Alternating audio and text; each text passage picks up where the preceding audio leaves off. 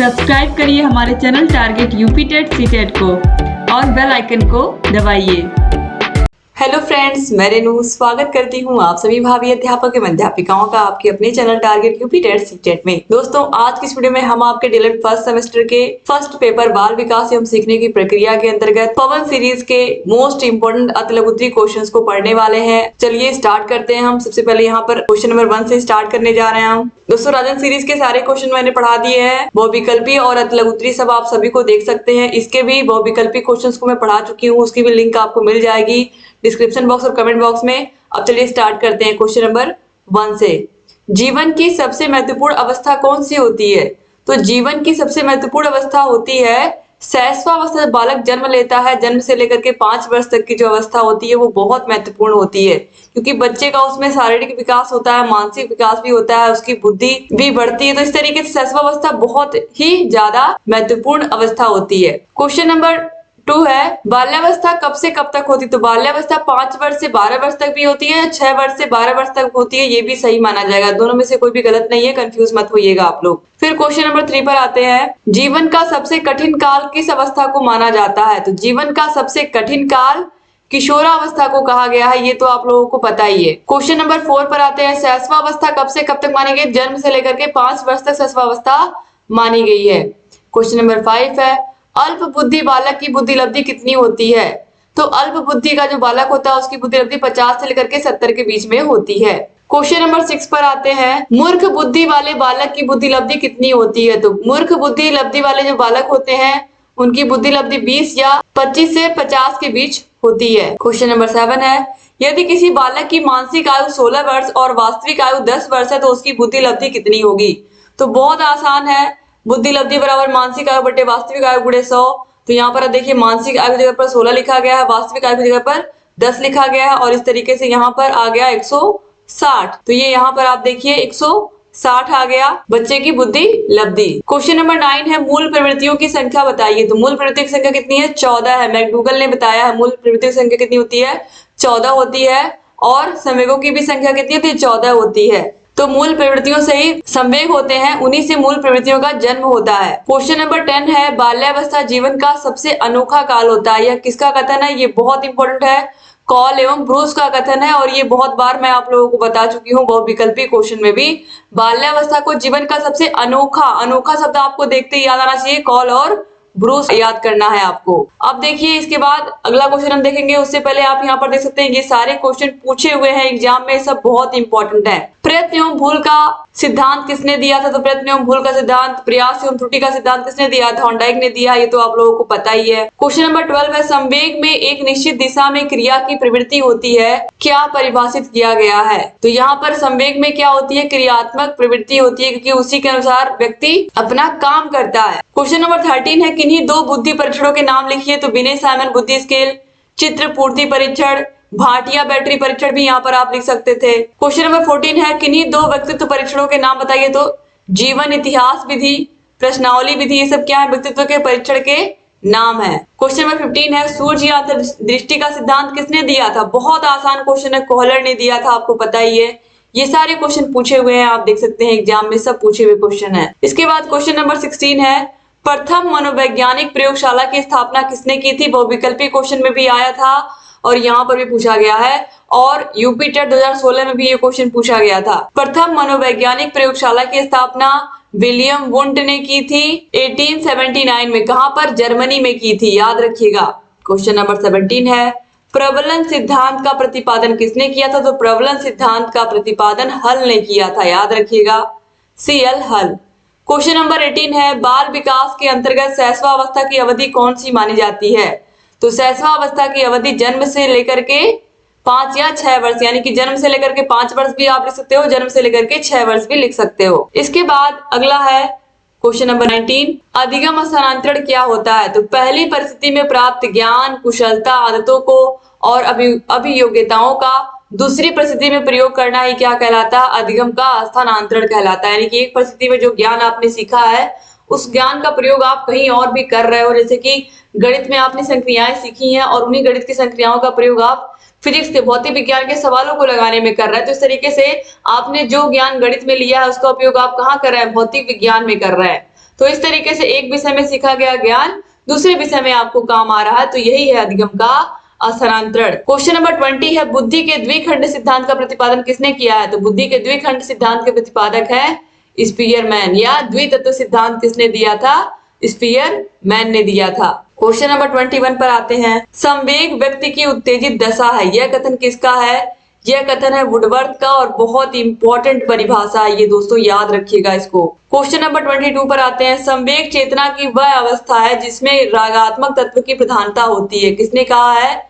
यह रॉस ने कहा है, याद रखिएगा ये सब परिभाषाएं हैं। क्वेश्चन नंबर 23 है, किसी भी प्रकार के आदेश आने, भड़क उठने तथा उत्तेजित हो जाने की अवस्था को ही संवेग कहते हैं। यह किसका कथन है? यह कथन है जरसील्ड का। किसका कथन है? जरसील्ड का। क्वेश्चन नंबर 24 है, किसने कहा प्रेरणा व्यवहार को जागृत करने, क्रिया के विकास को संपोषित करने और क्रिया के तरीकों को नियमित करने की प्रक्रिया है? तो दोस्तों यह कहा है पीटी यंग ने। इसके बाद क्वेश्चन नंबर 25 पर आते हैं, अपने अनुभवों को संचित रखने और उनको प्राप्त करने के कुछ समय बाद चेतना के क्षेत्र में लाने की जो शक्ति हमें होती है उसी को हम स्मृति कहते हैं। स्मृति की यह परिभाषा किसकी है? तो स्मृति की यह परिभाषा राय बर्न की है। ये सारी आपको परिभाषाएं याद रहेंगी तभी आप एग्जाम में अच्छा स्कोर कर पाएंगे। इसके बाद क्वेश्चन नंबर 26 पर आते हैं, ये सब लगातार परिभाषाएं ही दी गई हैं। किसका कथन है? विस्मृति का अर्थ है किसी समय प्रयास करने पर भी किसी पूर्व अनुभव का स्मरण करने या पहले सीखे हुए किसी क्रिया को करने में असफलता होती है, तो इसे हम विस्मृति या विस्मरण कहते हैं, यानी कि इंसान भूल गया, इसको भूलना भी कह सकते हैं। तो यह कथन है ड्रेवर का। क्वेश्चन नंबर 27 है, संवेग के यह विचार किसके हैं? संवेग प्राणी की एक जटिल दशा है जिसमें शारीरिक परिवर्तन, प्रबल भावना के कारण उत्तेजित दशा और एक निश्चित प्रकार का व्यवहार करने की प्रवृत्ति निहित होती है। तो यह कथन है ड्रेवर का। क्वेश्चन नंबर 28 है, तर्क के संबंध में यह विचार किसके हैं? तर्क फलदायक या उत्पादक चिंतन है जिसमें किसी समस्या का समाधान करने के लिए पूर्व अनुभवों को नवीन रूप और नवीन तरीकों से पुनः संगठित या सम्मिलित किया जाता है। तो यह कथन है गेट्स व अन्य का। दोस्तों जो परिभाषा होती है उसको आपको लर्न ही करना होता है और कोई तरीका नहीं होता है उसको याद रखने का। इसके बाद क्वेश्चन नंबर 29 है, ये मोस्ट इंपॉर्टेंट परिभाषा, इसको आपको बिल्कुल नहीं भूलना है क्योंकि ये बार बार एग्जाम में पूछा हुआ है, यूपी टेट में भी पूछा हुआ है और आपके एग्जाम में भी। व्यक्तित्व की यह परिभाषा किसकी है? व्यक्तित्व व्यक्ति के भीतर उन मनोशारीरिक गुणों का गत्यात्मक संगठन है जो वातावरण के साथ उसका अद्वितीय समायोजन निर्धारित करता है। यह आलपोर्ट की परिभाषा है और सबसे अधिक मानी गई परिभाषा व्यक्तित्व की इन्हीं की है। तो ये आलपोर्ट की परिभाषा, इसको आप जरूर याद रखिएगा। ये व्यक्तित्व की परिभाषा इन्होंने दी है। क्वेश्चन नंबर 30 है, समायोजन निरंतर चलने वाली प्रक्रिया है जिसके द्वारा व्यक्ति अपने और वातावरण के बीच संतुलित संबंध रखने के लिए अपने व्यवहार में परिवर्तन करता है। यह किसने कहा? तो यह कहा है गेट्स व अन्य ने। क्वेश्चन नंबर 31 है, समायोजन की यह परिभाषा किसकी है? समायोजन वह प्रक्रिया है जिसके द्वारा प्राणी अपनी आवश्यकताओं और इन आवश्यकताओं की पूर्ति को प्रभावित करने वाली परिस्थितियों में संतुलन रखता है। दोस्तों ये कथन है बोरिंग, लैंगफील्ड व बेल्ट का। इसके बाद क्वेश्चन नंबर 32 पर आते हैं, किसने कहा कि वातावरण में वे सब बाह्य तत्व आते हैं जिन्होंने व्यक्ति को जीवन आरंभ करने के समय से प्रभावित किया है? तो यह कहा है वुडवर्थ ने, यानी कि बच्चा जब बड़ा होता है उसका स्कूल, उसका घर, उसके आस पड़ोस के लोग, ये सभी उसको क्या करते हैं? प्रभावित करते हैं। क्वेश्चन नंबर 33 है, सीखने के क्षेत्र में प्राप्त होने वाले ज्ञान या कुशलताओं का सीखने के दूसरे क्षेत्र में प्रयोग करना साधारणतः प्रशिक्षण का स्थानांतरण कहलाता है। यह कथन किसका? तो यह कथन है क्रो एंड क्रो का। क्वेश्चन नंबर 34 है, बुद्धि परीक्षणों को मुख्यतः किन दो वर्गों में विभक्त किया गया है? दोस्तों यहाँ पर आप देखिए व्यक्तिगत बुद्धि परीक्षण और सामूहिक बुद्धि परीक्षण। व्यक्तिगत में केवल एक व्यक्ति का होगा एक साथ, और यहाँ पर 5, 10, 15, 20 कितने लोग का भी एक साथ होगा सामूहिक में। इसके बाद क्वेश्चन नंबर 35 पर आते हैं, स्टैनफोर्ड बिने स्केल किस प्रकार का बुद्धि परीक्षण है? तो स्टैनफोर्ड बिने स्केल यह व्यक्तिक भाषात्मक परीक्षण होता है। क्वेश्चन नंबर 36 है, पियाजे के संज्ञानात्मक विकास की मुख्य अवस्थाएं कौन कौन सी? तो आपको पता है ये 4 अवस्थाएं हैं। पहली है संवेदी गामक अवस्था, तो यह जन्म से लेकर के 2 वर्ष तक होती है। इसके बाद देखिए प्राक संक्रियात्मक अवस्था या पूर्व संक्रियात्मक अवस्था जो कि 2 वर्ष से लेकर के 7 वर्ष तक होती है। फिर मूर्त संक्रियात्मक अवस्था जो कि 7 वर्ष से लेकर के 11 वर्ष तक होती है, और फिर है औपचारिक संक्रियात्मक अवस्था जो कि 11 वर्ष से लेकर के 15 वर्ष तक होती है। क्वेश्चन नंबर 37 है, व्यक्तित्व की संक्षिप्त परिभाषा लिखिए। तो रेक्स के अनुसार व्यक्तित्व समाज द्वारा मान्य तथा अमान्य गुणों का संगठन है। कितना छोटा परिभाषा आप देख सकते हो रेक्स के अनुसार। क्वेश्चन नंबर 38 है, व्यक्तित्व को मुख्य तौर पर कितने भागों में विभक्त किया गया है। दोस्तों आपको पता ही है कि मनोवैज्ञानिकों ने या युंग के द्वारा व्यक्तित्व को 3 भागों में विभाजित किया गया, अंतर्मुखी, बहिर्मुखी और उभयमुखी। इसके बाद आगे देखेंगे क्वेश्चन नंबर 39 है, शरीर रचना के आधार पर व्यक्तित्व के प्रकार बताइए। तो शरीर रचना के आधार पर व्यक्तित्व 3 प्रकार के होते हैं, शक्तिहीन, खिलाड़ी और नाटा। क्वेश्चन नंबर 40 है, व्यक्तित्व मापन की विधियां कौन कौन सी हैं। तो ये आप लोगों को ऑलरेडी पता ही है कि व्यक्तित्व मापन की 3 विधियां हैं, आत्मनिष्ठ विधियां, वस्तुनिष्ठ विधियां और प्रक्षेपण विधियां। क्वेश्चन नंबर 41 पर आते हैं दोस्तों, संज्ञानात्मक विकास के सिद्धांत के प्रतिपादक कौन है। तो आपको पता ही है कौन है, जीन पियाजे हैं। अभी आपने इनकी चारों की चारों अवस्थाएं भी देखी हैं संज्ञानात्मक विकास की। क्वेश्चन नंबर 42 है, सामाजिक विकास के सिद्धांत के प्रतिपादक कौन है। तो सामाजिक विकास के सिद्धांत का प्रतिपादक कौन है, वाइगोत्स्की है। क्वेश्चन नंबर 43 है, नैतिक विकास का सिद्धांत किसने दिया है। आप सभी को पता है नैतिक विकास का सिद्धांत दिया है कोहलबर्ग ने। कोहलबर्ग यहाँ पर होना चाहिए, कोहलर नहीं बल्कि कोहलबर्ग ने दिया है नैतिक विकास का सिद्धांत। क्वेश्चन नंबर 44 है, अनुबंधन के सिद्धांत के प्रतिपादक कौन है। तो क्लासिकल कंडीशनिंग थियरी, शास्त्रीय अनुबंधन का सिद्धांत पाओलो ने दिया है। ऑप्शन वाले क्वेश्चन में भी मैंने आप लोगों को बताया था कि जो पाओलो का सिद्धांत है अनुबंधन का, यह सबसे पुराना अनुबंधन का सिद्धांत है। तो अगर एग्जाम में पूछता है कि अनुबंधन के सिद्धांत के प्रतिपादक कौन है, तो आप क्या लिखोगे, पाओलो। क्वेश्चन नंबर 45 है, सूझ या अंतर्दृष्टि के सिद्धांत के प्रतिपादक कौन है, कोहलर है, ये तो आपको पता ही है। क्वेश्चन नंबर 46 पर आते हैं, प्रयत्न एवं त्रुटि का सिद्धांत किसका है। तो यह किसका है, तो हंडाइक का है।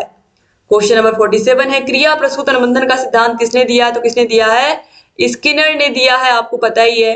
क्वेश्चन नंबर 48 है, प्रबलन का सिद्धांत किसका है। तो प्रबलन का सिद्धांत हल का है। बहुविकल्पी क्वेश्चन में भी ये आप लोगों ने पढ़ा है। क्वेश्चन नंबर 49 पर आते हैं, चिंतन को परिभाषित करिए। तो गैरेट के अनुसार चिंतन एक प्रकार का अव्यक्त एवं रहस्यपूर्ण व्यवहार होता है जिसमें सामान्य रूप से प्रतीकों, विचारों और प्रत्ययों का प्रयोग होता है। यानी कि व्यक्ति अपने अंदर ही सोचता रहता है, किसी से व्यक्त नहीं करता है। चिंतन वह अवस्था होती है, तो इस तरीके से वह विचारों में ही खोया रहता है।